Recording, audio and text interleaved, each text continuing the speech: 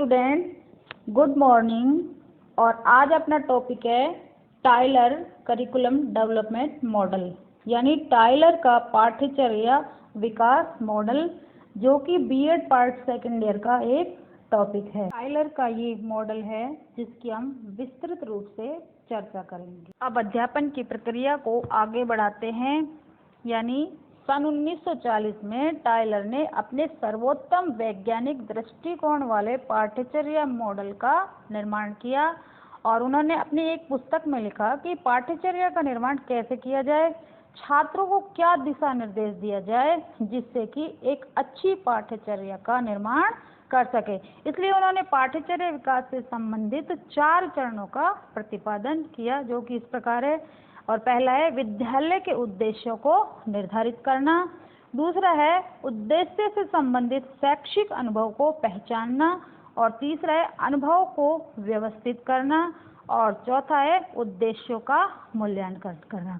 अब हम इनकी विस्तार से चर्चा करेंगे। और जो पहला है विद्यालय से संबंधित उद्देश्यों को निर्धारित करना। प्रथम चरण में विद्यालय एवं कक्षा कक्ष के उद्देश्य निर्धारित किए गए और उद्देश्यों में समाज, छात्र एवं विषय वस्तु को सम्मिलित किया गया, यानी विषय सामग्री को सम्मिलित किया गया या स्रोत बनाया गया।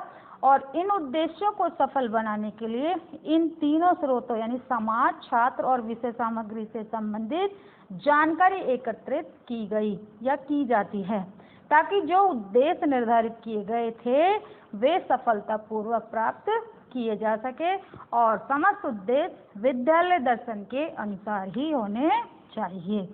और जैसे कि अपना एक एग्जाम्पल है कि यदि एक विद्यालय अंग्रेजी विषय की पाठ्यचर्या का विकास कर रहा है तो उसका प्राथमिक उद्देश्य छात्रों को निबंध लिखवाना एवं सिखाना जरूरी है। इसके साथ साथ अन्य उद्देश्य को भी प्रमुखता दी जानी चाहिए।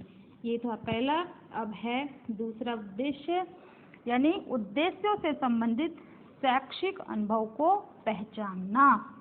यानी टाइलर के विकास के दूसरे चरण में शैक्षिक अनुभव को विकसित किया जाता है, यानी शैक्षिक अनुभव का विकास होता है और इसके माध्यम से प्रथम चरण के उद्देश्यों को प्राप्त करने में सहायता मिलती है। यानी टाइलर के विकास के दूसरे चरण में अनुभव का विकास होता है और शिक्षक अपने अनुभव द्वारा उद्देश्यों का विकास करेगा।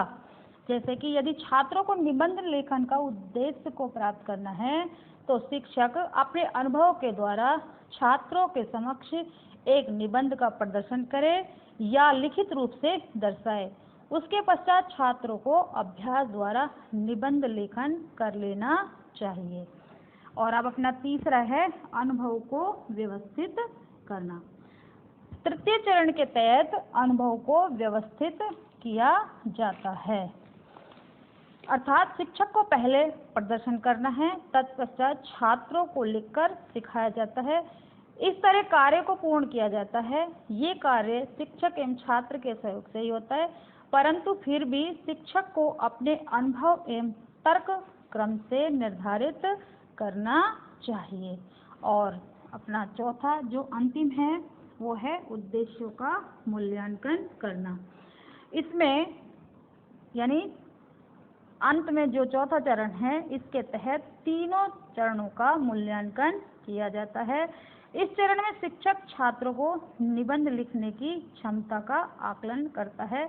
आकलन करने के कई तरीके हो सकते हैं, जैसे छात्रों द्वारा शिक्षक की सहायता के बिना कैसे निबंध लिखा जाता है ये स्पष्ट हो जाता है, और छात्रों ने निर्धारित उद्देश्य को प्राप्त कर लिया है या नहीं ये सब मूल्यांकन द्वारा पता किया जाता है।